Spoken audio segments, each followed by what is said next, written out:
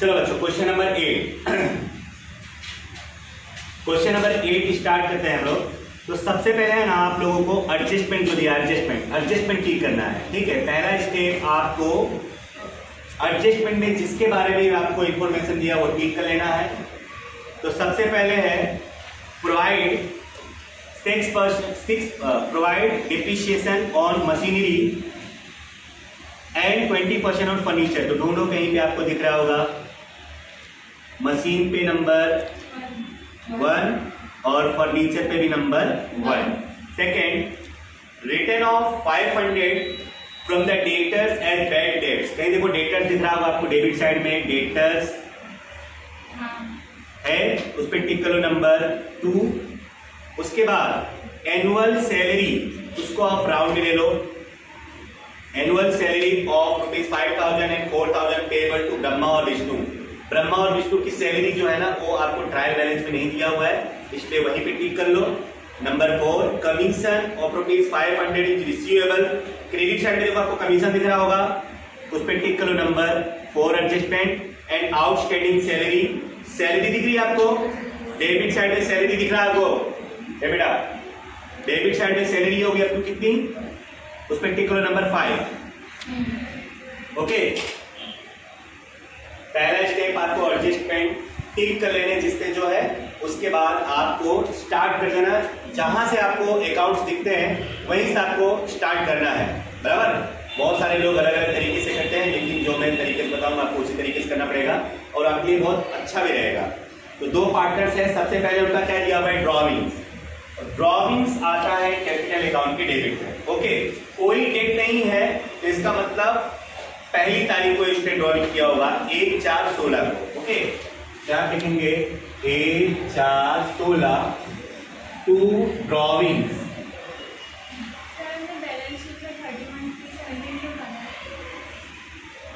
Because last date वही है ना 31/3/17।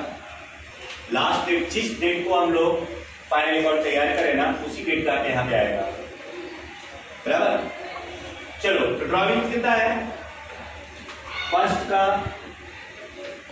मैं ही बोलूंगा भाई 5,000 एंड 5,000, कोई एडजस्टमेंट नहीं है, इसके हो गया वो। लीज होल्ड बिल्डिंग, ये एसेट्स है, एसेट्स पे लिखेंगे लीज होल्ड बिल्डिंग, दिया हुआ है 60,000। बच्चों कोई भी लीज होल्ड एसेट्स हो तो जितने ईयर के लिए हो आपको उतने ईयर से डिवाइड कर देना है। तो ये लीज होल्ड बिल्डिंग हमारे पास 10 साल के लिए है, 10 साल बाद वो क्या हो जाएगा, खत्म हो जाएगा। तो हर साल 6,000 माइनस होगा, क्या लिखेंगे माइनस राइट ऑफ या return of, minus return of. 10 से डिवाइड करो तो कितना आएगा 6,000, माइनस कर दो तो 54,000। तो याद रखना कोई भी लीज होल्ड एसेट्स जो होगा ना वो तो एसेट्स में ही आएगा, बट जितने ईयर के लिए हो उतने से डिवाइड करके हमें माइनस कर देना है। और कोई भी एसेट्स अगर माइनस हो रहा है तो हमारे लिए क्या होगा, लॉस। लॉस है तो उसकी सेकेंड एंट्री आएगी प्रॉफिट एंड लॉस के डेबिट में, to return of leasehold building 6,000, जितना माइनस हुआ है उतना। Next machine, machine is also assets, इस पे भी एडजस्टमेंट है इसलिए इसको इनर कॉलम में लिखेंगे। याद रखना जिस पे भी एडजस्टमेंट होगा उसकी अमाउंट इनर कॉलम में लिखनी है और जिस पे एडजस्टमेंट नहीं है उसका अमाउंट डायरेक्ट हमको आउटर कॉलम में लिख देना है।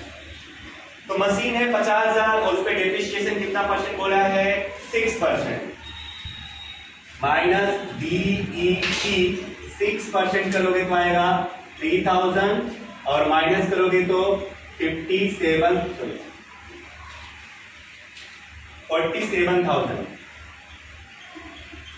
और ये आएगा पीरियड के डेबिट में D depreciation, to depreciation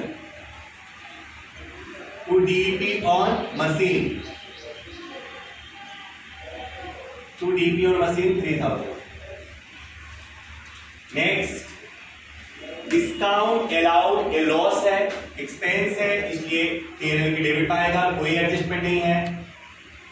discount allowed, discount allowed दिया हुआ है 350। नेक्स्ट, डेटर्स, डेटर्स क्या होता है? Assets. Stop writing everybody. Debtors क्या होता है? एसेट्स। यहां एसेट्स लिखेंगे, डेटर्स इनर कॉलम बिकॉज इस पे एडजस्टमेंट है। डेटर्स है 40,000, उसमें एडजस्ट नंबर सेकंड बोला है कि return of ₹500 from the debtors as bad debt. तो बैड डेट यहाँ पे माइनस होगा, DD एडजस्टमेंट, एडजस्टमेंट वाला बैड डेट यहाँ पे माइनस हो जाता है। 500 आउटर में आएगा 39,500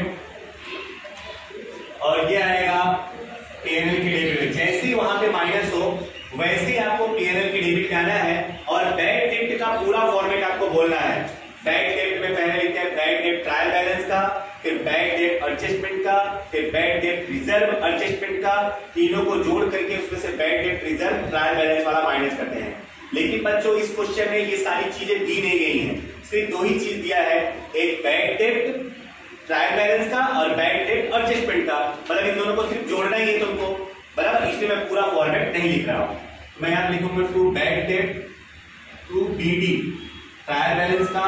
देखो आपको दिया होगा 1200 and plus DD ADJ bad debt adjustment वाला आपको दिया है 500। इस तरह टोटल हो गया हमारा 1700।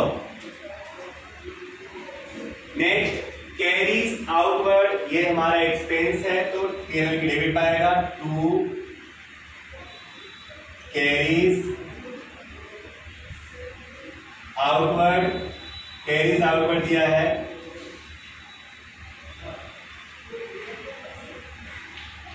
डिस्काउंट अलाउड 1200 है। Carriage outward is 1200। Furniture assets, assets पे लिखेंगे फर्नीचर 5000 और उस पर डेप्रिसिएशन पहले एडजस्टमेंट दिया है 20%, 20% DEP 1000। आउटर कॉलम 4000, ये भी हमारा लॉस है, एक्सपेंस है, तो फिर से यहां पे आएगा to DEP on furniture 1000। Next, salary, salary एक हमारा एक्सपेंस है,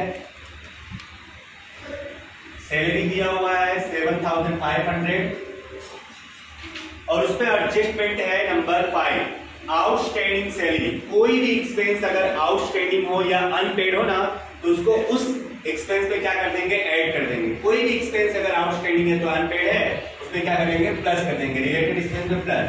यहां लिख देंगे प्लस आउटस्टैंडिंग सैलरी 3000।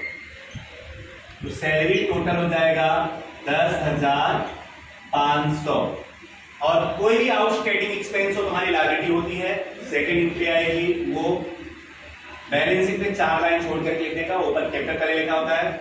यहां लिखेंगे आउटस्टैंडिंग सैलरी 3000, जितना एडजस्टमेंट दिया गया होगा उतना आउटस्टैंडिंग। बैक डेट हो गया। Bills issuable is assets, assets में अगेन आएगा बिल्स रिश्यूएबल, कितना दिया हुआ है 20,000, कोई एडजस्टमेंट नहीं है तो डायरेक्ट आउटर में 20,000। ट्रेडिंग एक्सपेंस P&L में आएगा, एक्सपेंस है trading expense 5,900। Cash balance assets, assets में आएगा 6,000। उसके बाद दिया हुआ है स्टॉक 31 मार्च 2017 मतलब क्लोजिंग स्टॉक, तो ये भी एसेट्स में ही आएगा। Closing stock 73,000। ओके, इस तरह से डेबिट साइड की सारी इंक्रीज हो गई with the adjustment. Credit side में आओगे तो सबसे पहले आपको दिया है कैपिटल। आपको पता होगा कैपिटल कहाँ आता है, कैपिटल के क्रेडिट पे 1/4/2016 बाय बैलेंस डीडी। फर्स्ट का है 55,000, Brahma 55 and Vishnu 45। Next loan of Brahma. कोई भी लोन अगर हो तो लायबिलिटी होगी, तो लायबिलिटी में हम लिखेंगे लोन ऑफ ब्रह्मा। कितना लिया हुआ है 50,000। याद रखना बच्चों, अगर पार्टनर का लोन है, ब्रह्मा कौन है पार्टनर, अगर पार्टनर की लोन दी गई हो ना तो उससे हिडन एडजस्टमेंट होता है। 6% इंटरेस्ट हमको पार्टनर के लोन पर देना ही होता है कंपल्सरी। तो अब उसका इंटरेस्ट ऑन लोन में निकाल रहा हूं यहाँ पे कैलकुलेशन करके। Interest on loan of Brahma. तो ब्रह्मा ने हमको लोन दिया है 1/7/16 को और साल पूरा होता है 31/3/17 को। कितने महीने होते हैं 9 मंथ। तो 9 मंथ का इंटरेस्ट आएगा बच्चों केवल। तो टोटल लोन है 50,000 का, 50,000 इंटू 6% इंटू 9/12, तो कितना हो जाएगा 2250। ओके, 2250 रुपया इंटरेस्ट होगा जो हमें पे करना पड़ेगा किसको, ब्रह्मा को। याद रखना, अगर कोई भी पार्टनर का लोन हो तो उसको लायबिलिटी में लिखना है और 6% इंटरेस्ट हमको कंपल्सरी उसको देना ही होता है by default as per the rules of partnership act. 6% हमको इंटरेस्ट देना ही पड़ता है, बट कितने महीने के लिए देना है वो डिपेंड करता है कि कब उसने लोन दिया है। उसने लोन कब दिया है 1/7/16 को ब्रैकेट में दिया है। 1/7/16 से 31/3/17 को हमारा हिसाब पूरा होता है फाइनल अकाउंट का। तो बच्चों काउंट कर लो, 7वां 8वां 9वां 10वां 11वां 12वां 1 2 और 3, तो टोटल 9 मंथ्स होते हैं। तो 50,000 इंटू 9% ये पूरे साल का हुआ, 9/12 तो 9 मंथ का हो गया। वो इंटरेस्ट इसमें ऐड हो जाएगा प्लस इंटरेस्ट ऑन लोन कितना 2250 जोड़ोगे तो 52,250। और ये इंटरेस्ट जो है हमारे लिए एक्सपेंस भी है, हमें इंटरेस्ट पेड करना पड़ेगा, तो 3 LP डेबिट में to interest on loan of Brahma कितना भाई 2250। नेक्स्ट बच्चों, discount received is our income.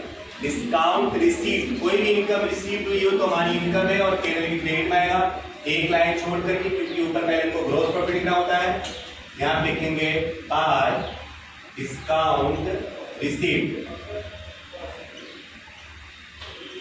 Discount received is given 400।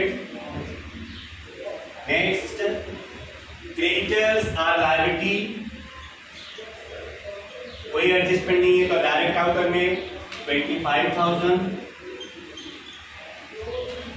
उसके बाद कमीशन, याद रखना बच्चों, कमीशन, रेंट, ब्रोकरेज, फिर इंटरेस्ट, 3-4 चीजें ऐसी होती हैं जो इनकम भी होती है और एक्सपेंस भी होती है। तो क्रेडिट साइड में दिया गया हो तो मतलब इनकम और डेबिट साइड में दिया गया हो तो एक्सपेंस। कमीशन क्रेडिट पे है मतलब वो रिसीव्ड कमीशन है, अंडरस्टैंड। अगर डेबिट पे होता तो वो पेड कमीशन होता। तो रिसीव्ड कमीशन है इसलिए क्रेडिट लिखेंगे, भले वहां पे रिसीव्ड वर्ड नहीं है, क्रेडिट है इसका मतलब वो रिसीव्ड है। तो कमीशन बाय कमीशन, चलो कमीशन 2500 रुपए है। अब रिसीवेबल कमीशन, कोई भी इनकम अगर रिसीवेबल है तो हमारी एसेट्स है और एक्सपेंस इनकम में क्या हो जाएगा ऐड हो जाएगा, प्लस रिसीवेबल कितना 500 प्लस रिसीवेबल कमीशन प्लस कर देंगे, टोटल हो जाएगा 3000। और रिसीवेबल है इसलिए हमारे एसेट्स में आएगा रिसीवेबल कमीशन 500। नेक्स्ट,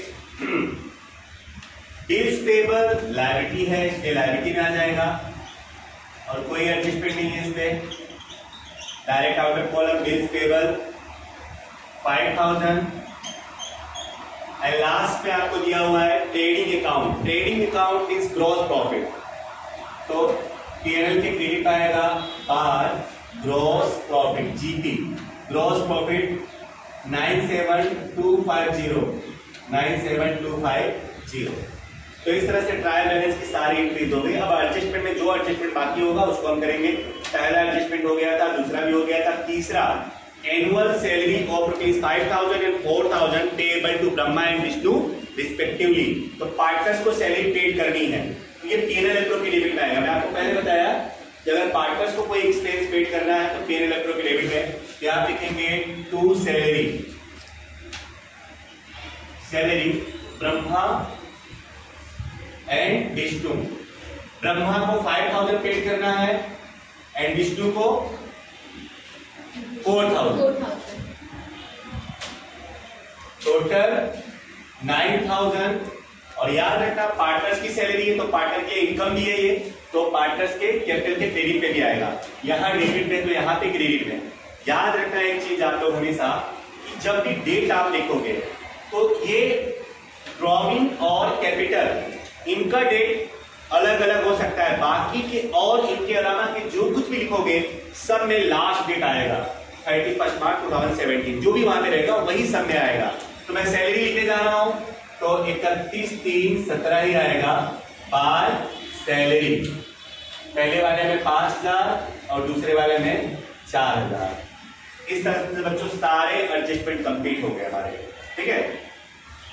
अब हमको बनाना है प्रॉफिट एंड लॉस अकाउंट। सबसे पहले कौन सा अकाउंट क्लोज करना है? अकाउंट क्लोज करने वाली की बात आई तो सबसे पहले हमको profit and loss account he close करना होगा हमेशा।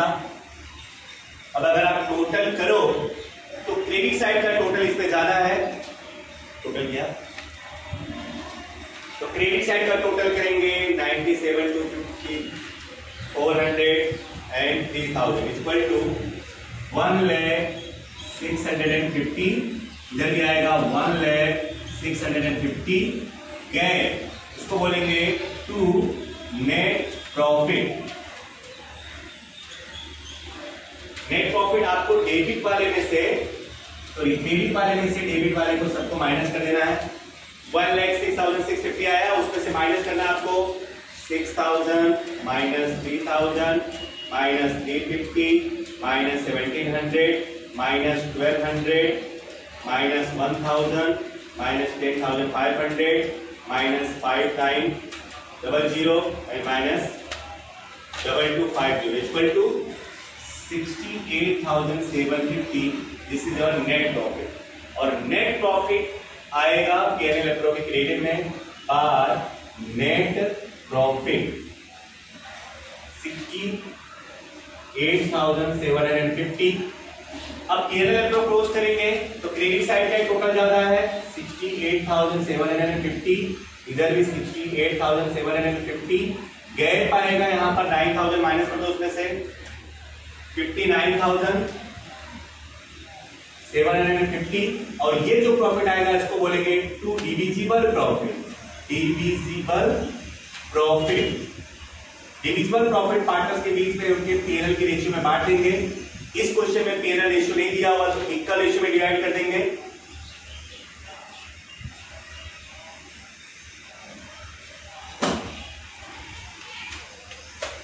तो उसमें कोई मिस्टेक तो नहीं है?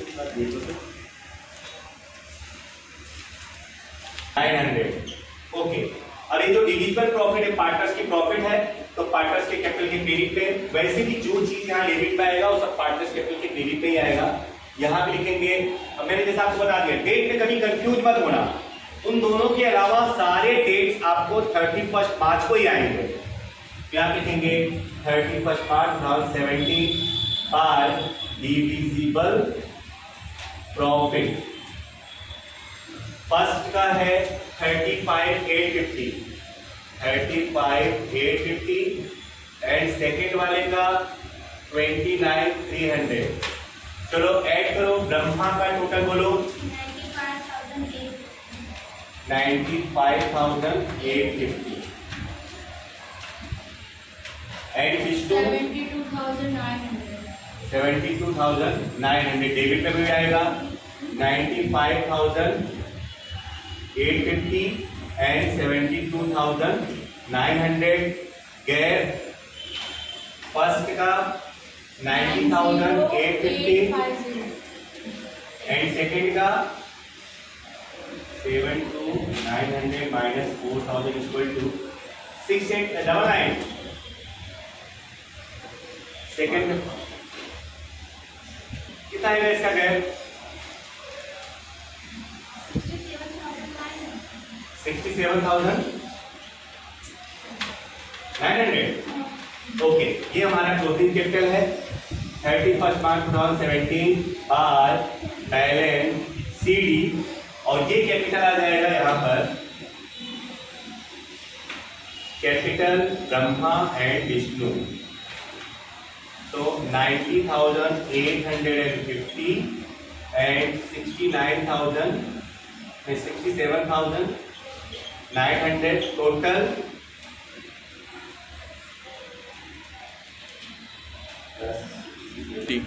158,750। ओके, नाउ बैलेंस शीट का टोटल करो।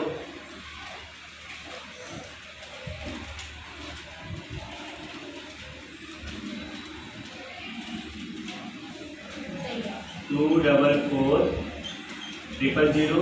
इस तरफ भी वही आएगा 244,000। ओके।